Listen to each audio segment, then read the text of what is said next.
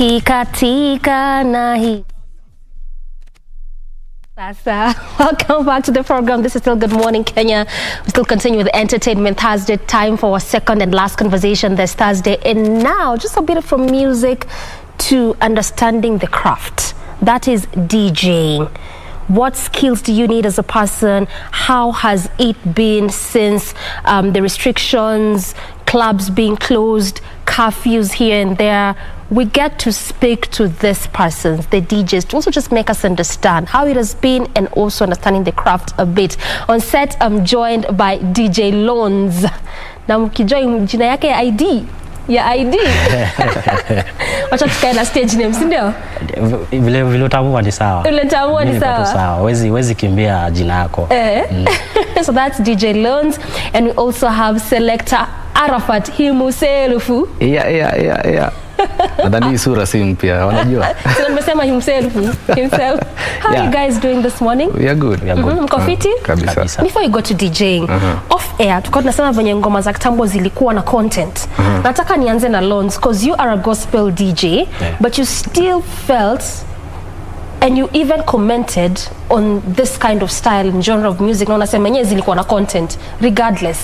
What's it about that kind of music na muziki ya sasa? First of all, nashukuru sana for this opportunity kuwa hapa. It's now the second time niko hapa.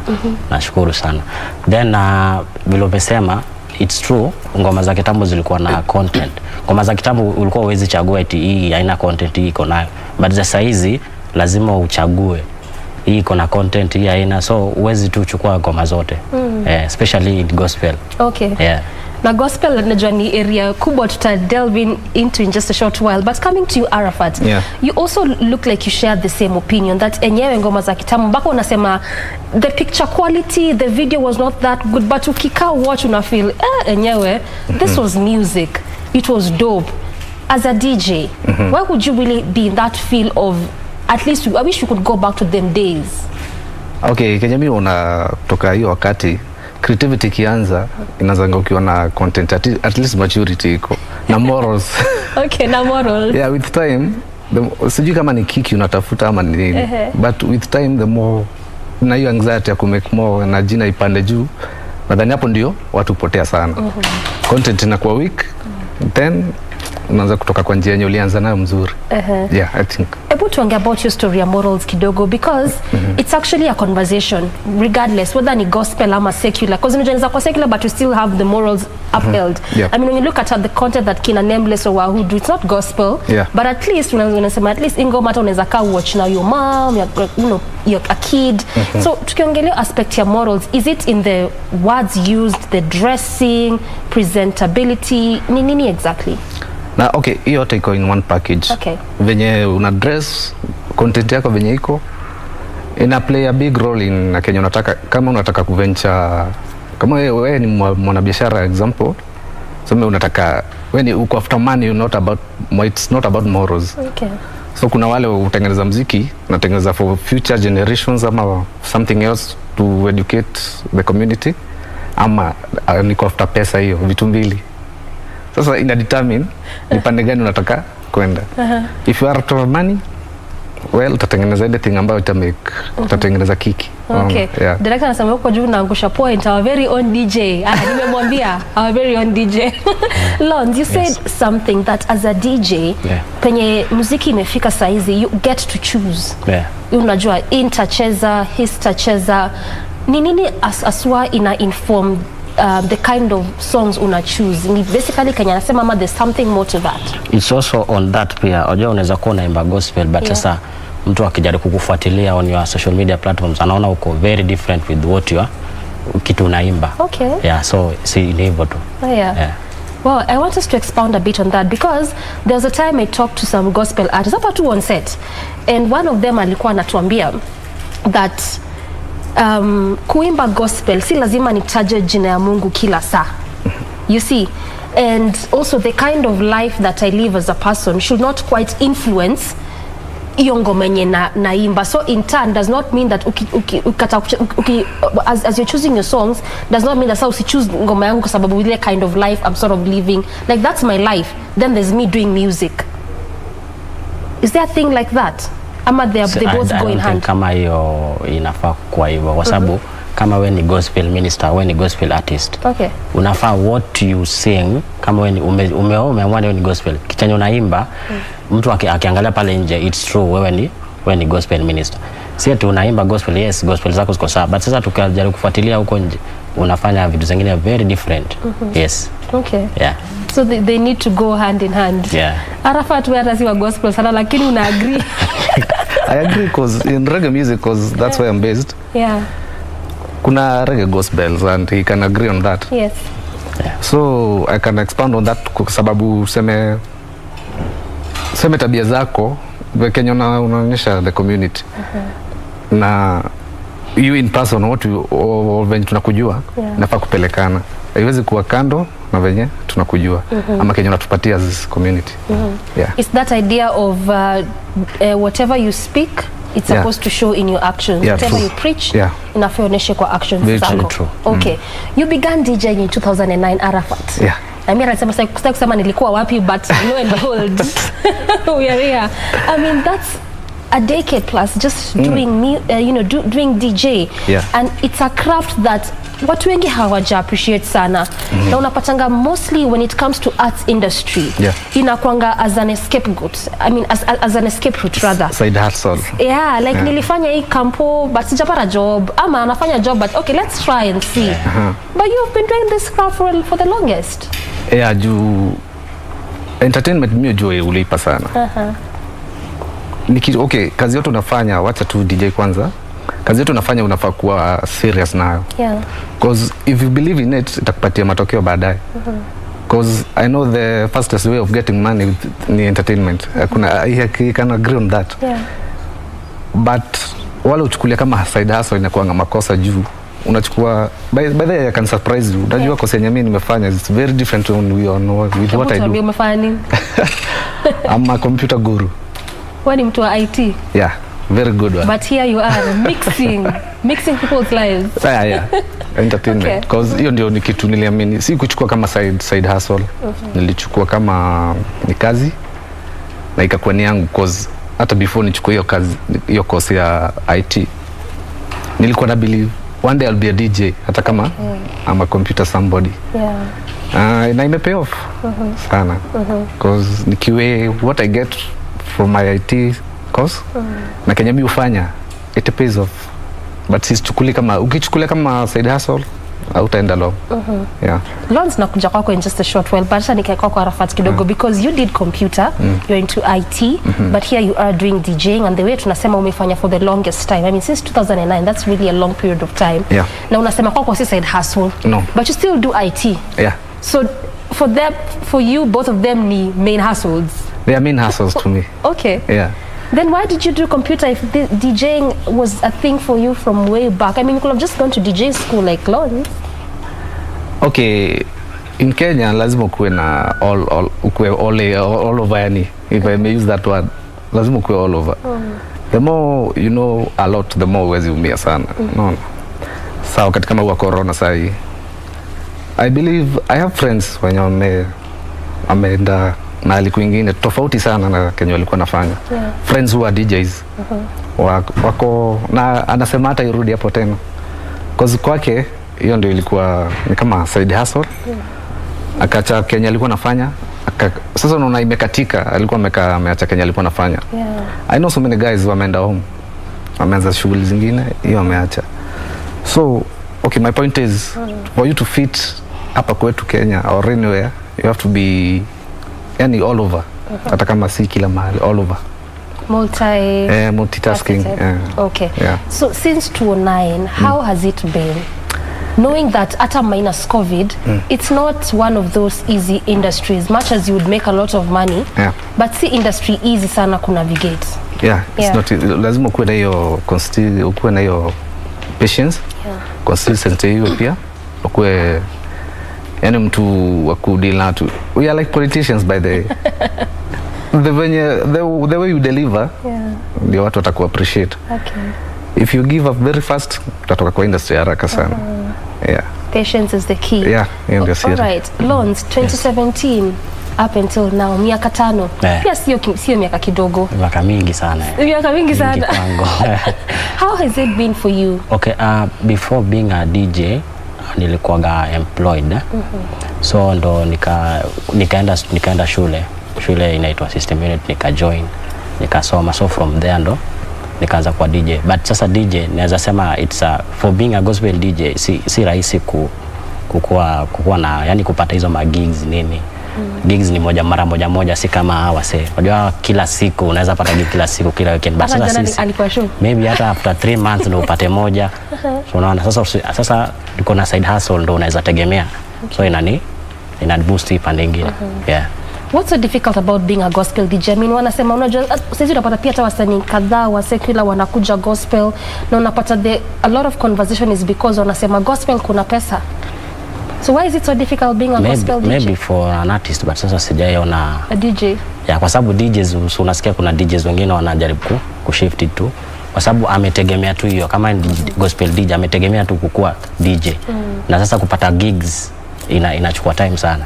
Yeah. Inakuwa tricky. Mostly pia unapata tu gig, mtu anakuambia tu weka mtu nitaku appreciate.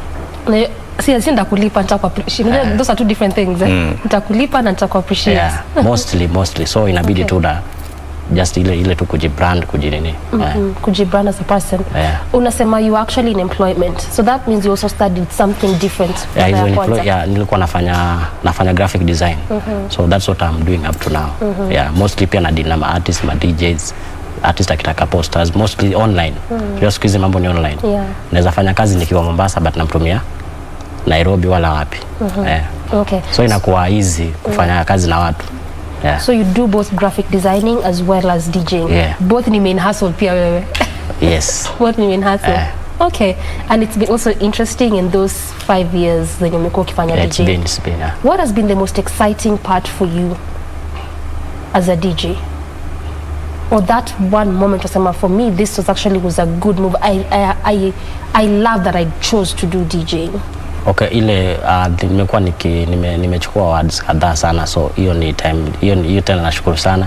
Being here ni kitu kingine ya maana sana kwangu. This is the second time, so nashukuru sana for being here. Yeah, so kitu kama hiyo. 2019 you won the best gospel DJ. Yeah, 2019 not extreme, it's Injili Music Awards. Injili. Yeah, na muziki. East Africa. The same year. Yeah, the same year. There are 2. Yeah, then last year 2020 I won the Extreme Awards in Kenya. Yeah, the best DJ, gospel DJ. Yeah. The best gospel DJ in Kenya. Amongst the many big names that we know, not among Arafat. Yeah, very true. Very true. How did this moment shape you? I know obviously it made you feel good because, I mean, if you win you'd feel good, but how did it shape you as a DJ?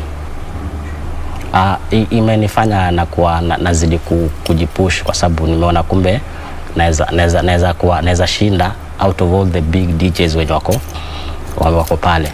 Yeah, so nimekuwa nikitia bidii sana, sijakuwa nikilala.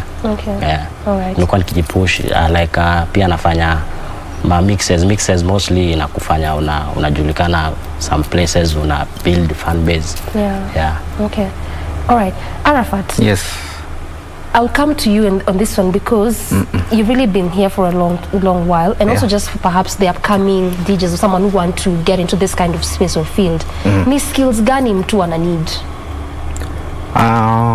First of all, computer lazima kuwa unajua. Direct hiyo. So IT ilikusaidia sana? Hiyo ilikuwa part of what I'm doing now. Yeah. Sasa kuna hiyo lazima uende usome. After sasa patience sasa part of the skill.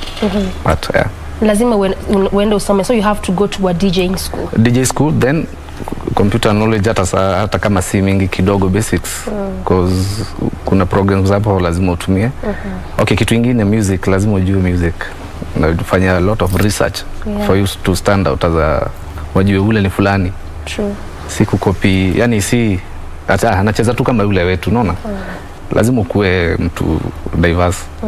Unaweza kufanya research, kufanya mambo zako kando, yani ukuwe unique. Uniqueness ni kitu kingine ya maana sana. You stand out. Yeah. Ukisema mtu diverse, does that also entail to play different genres?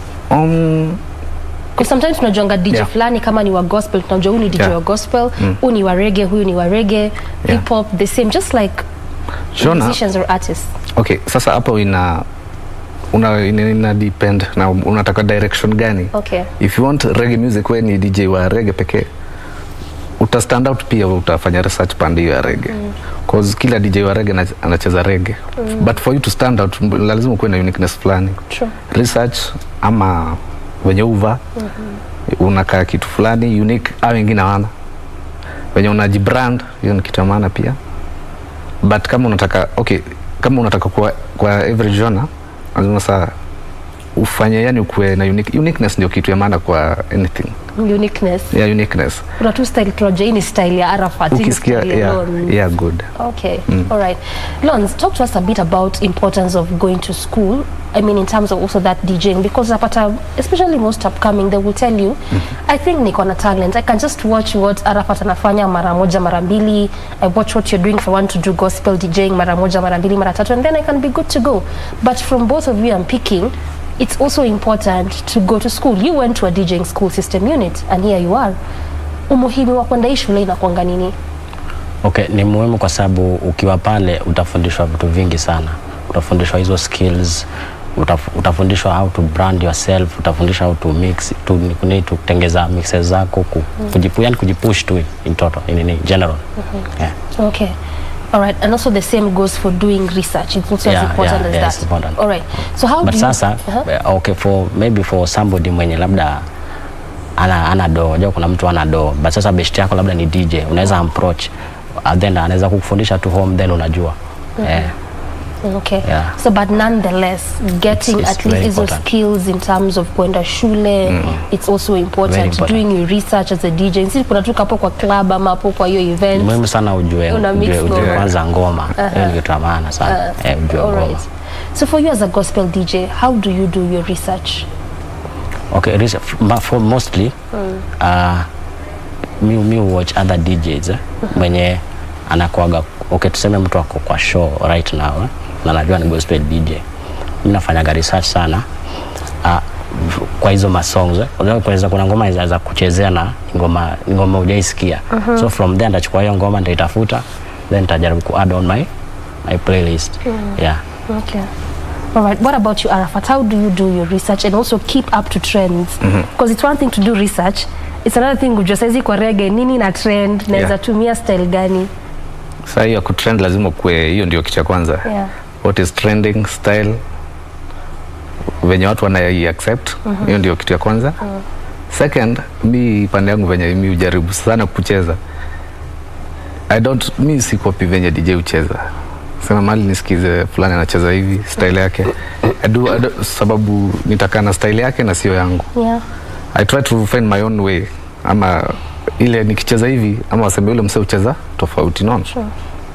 Hiyo uniqueness. Nitafanya research yangu, although sitatoka nje ya Kenya watu wanataka, but I'll do my research, na najua nikipatia watu delivery itakuwa poa, and I'll be appreciated. Yeah. Okay, let's pick this scenario. Uko kwa event, could be a club, could be a wedding, you know, whatever event it is that you're there DJing. Make us understand, because you know, inakwanga very important part. Utapata hata mtu akipanga wedding, akipanga birthday party, akipanga whatever, atasema nataka ule mtu wa PA, nataka DJ fulani. So clearly ni mtu very instrumental in whatever event, sindio? So let's assume you've stepped out. Maybe you've gone to take a bite or call of nature. Ngoma you stop mpaka urudi, ama how does it work? Tuseme ni event kubwa, sindio? Yes. Kuna techniques mingi unaweza tumia hapo. Sana kama maybe nimekimbia mahali kuteka bite, itachukua tuseme 15 minutes.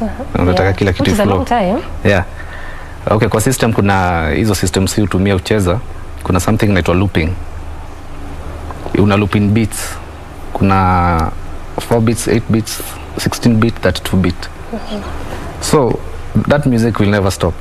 Itafika kwa 32 beat, itarudi kwa 4 beat tena. Sasa itakuwa niko sensitized mami, haishi. Na kuna mtu atanote. Okay. That's interesting. And I think that's why it was important for me to ask earlier on what kind of skills that does a DJ need? Or just sometimes you don't even realize actually what happens. We always think that huyu ako hapa event ilikuwa 5 hours, hata just mama vile alikaa hapa hivi. Aliketi, yeah. Kutoka the first hour mpaka the 5th hour. So actually there's a technique and a skill that goes into that if you want to step out as a DJ. Sindio? Yeah, it's a big software. Yeah. Unajua miundo ya DJs pekee. Okay. Sasa you can play around with it. It's very good. Right. So the computer part hiyo lazima kuwe na skill. To understand, si mambo na talent kila saa. Si upigiwe simu muziki mezima. Skills muhimu. And by the interview ya DJs inakuanga funny sana. Those guys don't care whether uko Moment Academy ama ujaenda. Okay. Watakuwekea machine hapo. Ametoka Homeboys. That's when now you're seeking a job? Yeah. Okay. It's very funny by the way. Sasa wanataka kuona hiyo uniqueness yako. Hata kuitisha makaratasi unaenda system unit ama where. So what they do, wanakuwekea machine hapo. Fulani, Loans, Arafat, kila mtu tani yake. Then from there, wataangalia ni nani akona uniqueness fulani yenye tunataka. Ni gani anaweza pull crowd? Nani ana copy mwingine? Nani huyu hatutaki, huyu tunamtaka. To downsize to watu watano. Sasa hawataki papers, wanataka uniqueness. Wanakupatia kitu fulani tu hivi, idea fulani wakwambie endelea. Kuna event ya rumba, hebu tupatie kile anaweza tupatia. Wow. Hivyo sasa they don't care about your papers, skills na kenye utawapatia. You know, I'm actually also learning, and this goes to everyone in the arts. But they come up with the art space, which also includes media. Papers are good; it's good to go to school, but this thing needs skill. It's hands-on. They know you've got papers. But you may be having the papers, but skills, delivery hakuna. Ukona talent. So it's the only, by the way, it's not the only course. DJ is the only thing that na MC hiyo sasa hiyo party yenye wanaitisha paper baadaye kama wamekufanyia interview kwanza. Pass the interview, then kama kuna watahitaji papers documentation ni baadaye kama wamekuchagua tayari. Wow. Just the way I said, I'm actually learning also, and I believe you're also learning where you are at home, because sometimes, especially for us young people, we always rely on, you know me, I'm talented. You know me, I went to school. I have a degree. So mnaniambia, but it's important to have skills. There's that one thing that tukikanyua tu wenye mko na makaratasi, na nyote wenye mko na talent, what can I pick from this person that would make me choose Loans and not Arafat, or Arafat and not Loans? So that's where the whole skill bit uniqueness comes into place, isn't it? Yeah, true. All right, Loans. Yes. Have you had to deal with like difficult crowd as a DJ? Uko pale kwa hiyo event, unacheza ma mixes, then unakwambia wewe hizi ngoma hapana, ni gospel lakini you know, something of the sort. It's kama last Sunday. Nilikuwa na event nyingine ndani kule. Si huku wajua kule town watu wamezoea hizo mangoma zetu. Nenda kule hakuna response. So ikabidi pande gani jamani? Watu hawajazoea. Area za Rabai kule, kule ni ndani sana. So ikabidi nianze kucheza zile za church sana. So ndo naona wakaanza kupick. So unacheza tuna crowd, ukiona wa respond una change very fast. So also that's an important skill to note. Angalia crowd ina respond aje. Unaweza kuwa na research yako inakaa hivi, trends inakaa hivi, lakini umeitwa job yuko huko Timbuktu. Huko hata watu wajui zimbo zinakaa aje. So research again, and also looking at how the crowd is behaving is important. So alright, let's come to Covid-19 now. Because clearly from just what we are drawing from this conversation is that this is a craft that needs people. Lazima watu wakue. And we know that there's still that ban on gatherings, we still have curfews, and the ministry has said that perhaps if it's to open, mpaka we hit that mark. And as we stand, they want that by December, 10 million people to be vaccinated. Different countries are trying to stem up ways to look for ways in which people can get vaccinated. Women vaccinated once, but one more remaining. 30th November. 30th November. Wewe hata bado. Wewe unafanya ministry sifungue basi. Watu kama nini? I'm looking forward. You're looking forward for that? Yes, very soon. Okay. So since the inception of COVID in 2020 March, we're almost getting to 2 years just being in this kind of space. Haijakuwa easy, obviously, but to every person it's unique. Unasikia kuna wengine wanakuambia mimi ndo time ili make dough na ni mtoko kwa arts. Unajua mwingine anakuambia wewe, I don't know what kind of devil came through this COVID. Let me start with you, Arafat. Okay, pande yetu sasa kwanza ndio most affected sana. Entertainment. Kwanza ipati ya DJ. Lakini si entertainment yote, kuna na benefit through that. Yeah, that's why I said it's different for every person. Sa hospitality sana sana. Na okay, si uingia hapo kwa hospitality juu utapata ni events za clubs. Yeah. Sports, kama kuna sports kitu kama hiyo. Ama harusi vitu kama hizo. Sa hiyo ndio most affected. Sasa sisi what we did, most of us what we did juu shows ziliisha zikakatika. So what we did, wengi wetu tulienda Facebook live. Yeah. Juu fans wetu tulikuwa nataka bado kuona unaona. Kwa sababu hiyo time ndio vilabu zilikuwa zimefungwa zote, ungefanya kitu, ungefanya nini, hawawezi kuita, hawezi utafanya nini. Si kama sasa at least kumefunguliwa at least kidogo. So most of us tulienda live Facebook. Ama unafanya mix, unatumia transfer wako, wanakutumia kitu wakitaka. Sasa inakaa ni kama ile atuma kwa hii namba nini hapa, naona. Though watu walikaa with time wakatuzoea sana, naona, most of us. So unapata hata ukienda live, acha tujienjoy hata hiki kitu.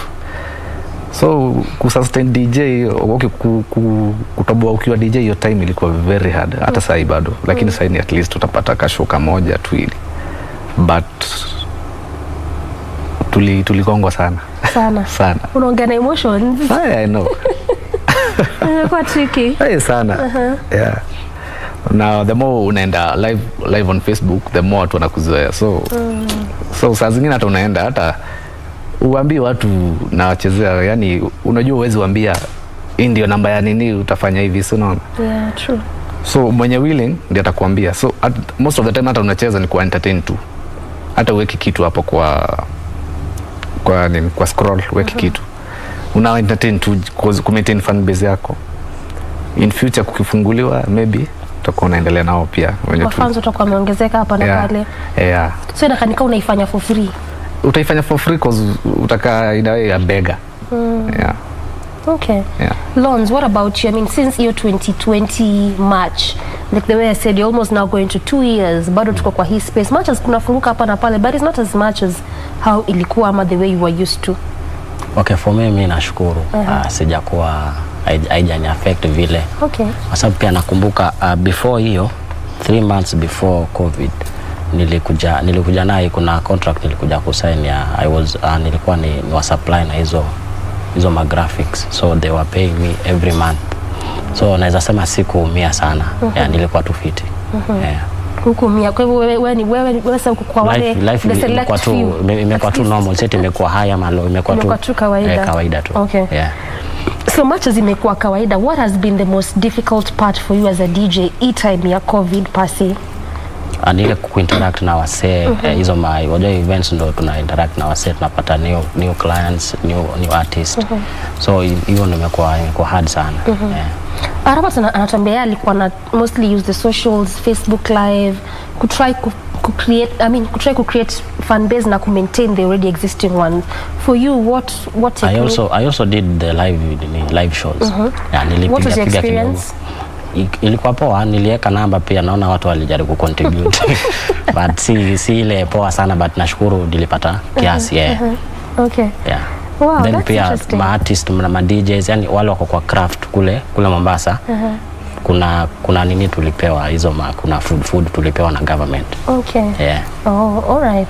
So the social media imekuwa the only platform that is assisting people in artists, people acting, and even for you as DJs. Yes. When you look at how social media at least imekusaidia Arafat, also just going by your example, using Facebook Live, using various other forms of social media, grow your fan base. Can you compare it to how it was before COVID and before you actually realizing I could use this platform to even grow my fan base? You know the funniest thing?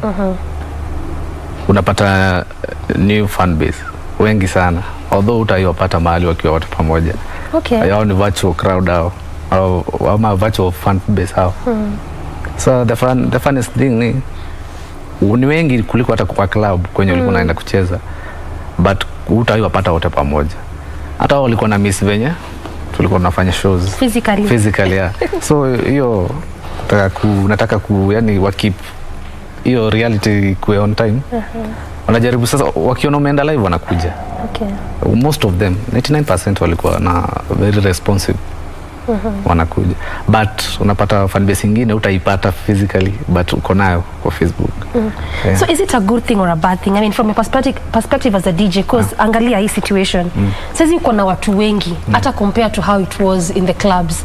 But the sad thing is that even if kufunguliwa leo fully completely, na uweke hiyo show, hautaiwapata in that magnitude. Is it a good or a bad thing, or just depends on the circumstance? It depends, but Kenya najua one day it will pay out. One day it will pay out.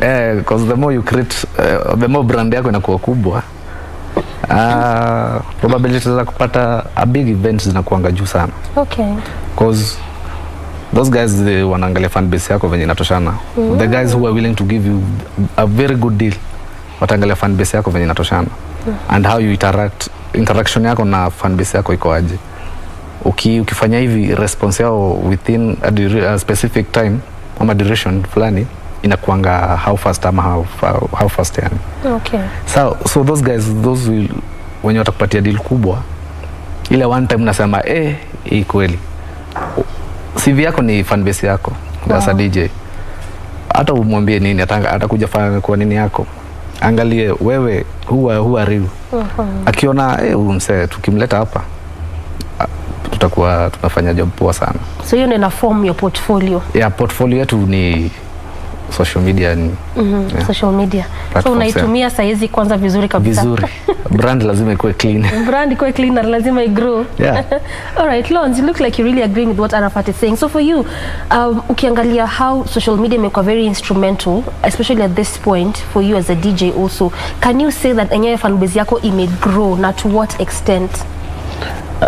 For every art, I think social media ndo mali watu hapo ndo kuna fan base. So mimi nimegrow sana, hata hapo ndo watu wangu wengi wako kwa social media, so kwa sababu wanajaribu follow up what I'm doing. Like for now niko huku najua wanajaribu follow DJ lao za kumali fulani. So hapo ndo kuna fan base. Okay. When you look at COVID, how it has been, you know, bado kuna hizo restrictions like the way I mentioned. What is the one thing you're really learning as a DJ, as someone in the arts? Imekufungua kiakili aje? I think mtu anafaa kukuwa na different options. Sijaribu kutegemea mahali pamoja. Kama tuseme DJs wa club, unajua yeye anategemea tu kukua kwa club. Na alikuwa analipwa na kuna wengine hawajipangi. Anajua next nitakuwa na show, next nitakuwa na show. Hii nishapata sahi, next nitakuwa. So imejaribu kuhit watu sana. So I think watu sahi washajipanga. Yes. Na wewe umejipanga pia wewe? Mimi niko fit. Uko fit. What about you, Arafat? What is the one thing you're picking that after one day after everything is all said and done, sasa tuseme actually saizi maskara tumeacha kuvaa. Okay, tunaosha mkono because we have to, but no because that now we are thinking that we have to, you know, because of the COVID and all, that you'll say 2 years back when in this period, this pandemic, given the kind of industry or space I'm in, this is the one lesson I picked and I'll carry it through all my life. In every craft Kenya nimesoma mimi pande yangu, kuwa na plan B always. Kuwa na plan B. Plan B. Iki backfire, kama umetolewa wewe si driver wa matatu, unajua uko na mayai unauza nyumba. Always kuwa na plan B, hiyo ndio siri naweza ambia watu. Hiyo ndio lesson nimelearn. Okay. 2 weeks ago I asked the same question to someone where he was talking about deco. And he said the same thing, kuwa na plan B. And I remember asking him in retrospect again, because there was a viewer who commented on that.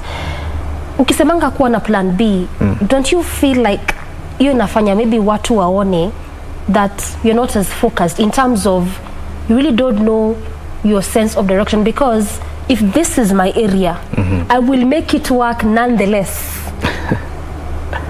Okay, be jack of all trades, you know? Okay. Si lazima kuwa na biz umeka mahali fulani. Sa ama computer guru. Yes. Kama tuseme DJ, kazi ya DJ imeisha sahi. Mimi siwezi umia sana. I know what I can do. Niko na market yangu mahali, najua. Guys, a lot of guys, a few guys can call me for hata sema in a month, wamenita mara kama 3 kuwafanyia services. So naona siwezi umia sana. So the more kuna crafts mingi, the more uko safe.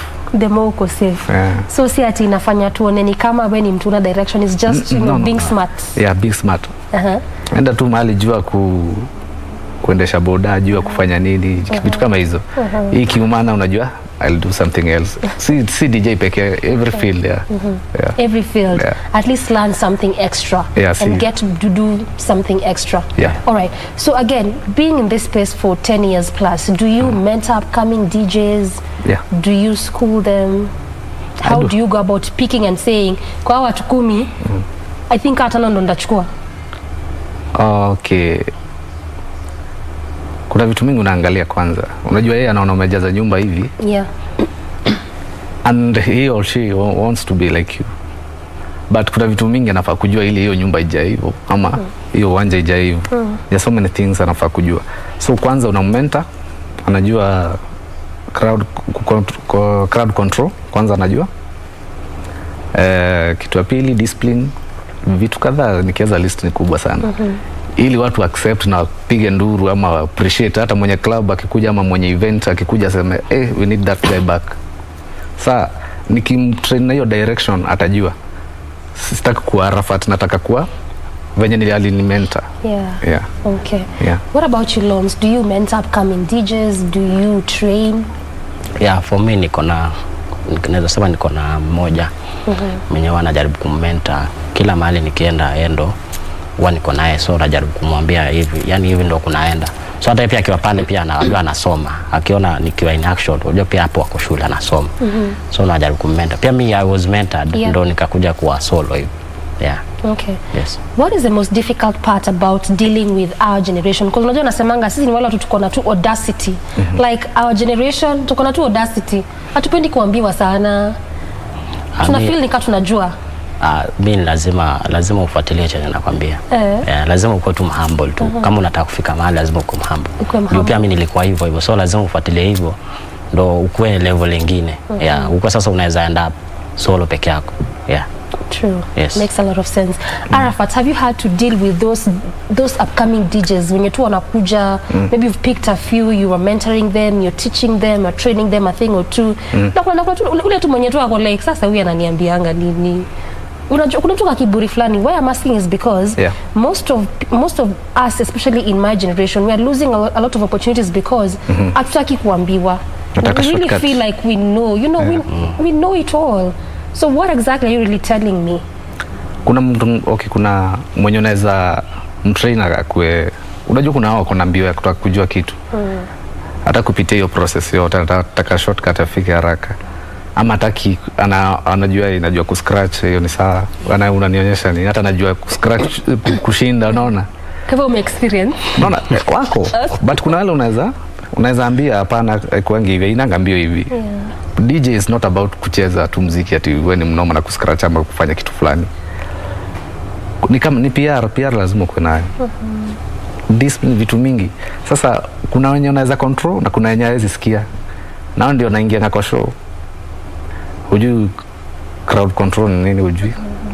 Wewe unaingia na style yako ya mapiano ya Nairobi. Ama set fulani yako ya Nairobi venye umezoea lakini umeenda venye nani amesema. So unaona yeye alikuwa anajua crowd control ni nini. Kwanza lazima ujue nikicheza hivi hao watu hapana wamenyamaza. Kwanza hiyo crowd control unalearn wao watu wanataka nini kwanza. Ukilearn hiyo ni hivyo. So the guy mwenye hataki kupitia hiyo theory part ya kujua vitu kama hizo atakuwa na kiburi, ndio maana ataingia kwa club ama kwa event hata entertain watu. Tutasema tu tushamlipa acha aende tu. And hata inabali na atakuwa frustrated na ataachana na hiyo craft. And that's how you lose gigs. Okay. We'll talk a bit about the gigs tukienda kumalizia, but kuna kitu uli mention I think when you're talking about that crowd control that unaweza enda kuplay na usikie crowd iko like hey we want more of that, then uende usikie wamenyamaza. Have you had to experience that, and not even in terms of choosing, how does it make you feel just as a person? Hiyo ikuanga kitu simple. If you understand the craft na unajua what is needed to be done, na kuanga very simple. Ukiona okay, pati yangu bia wacha niseme pande yangu. Experience yako sasa. I'm a freelance DJ. Mimi sichezangi mahali moja. Okay. I move all over. But Na mimi hujua kitu moja, nikienda place fulani sitacheza venye ucheza Nairobi. Na nikienda Mombasa ama Kisumu, it will be something different. So nikiingia tu hivi fast na lanio crowd yote nitachezea nini through mwenye nitaingia next. Sana ya resident wao si anawajua wote na watu wake, so whatever he plays, although I'll not play the same thing, I'll play something close to that. So hata ukiingia kwanza sasa utajua utaispice hapa aje kwa noma kuliko venye ilikuwa. True. Yeah. Yeah, there's a lot of skill needed. Hapa si kuingia tu hapo na kufanya tu vitu wako. No. It's a lot. Kama politicians akisimama hapa aseme nataka kura zenu, the thing is venye ata deliver your message, hiyo ndio itadetermine kama voters watampiga venye ata approach. It's the same thing, ni public relation tu. Ukiingia kwa club na style yako Nairobi na kwa Kisumu, my friend, utaumia. Utatolewa mbio sana. All right, as we finish this conversation, just because we have only 1 minute remaining, what next for you, DJ Loans, as a DJ? Okay, what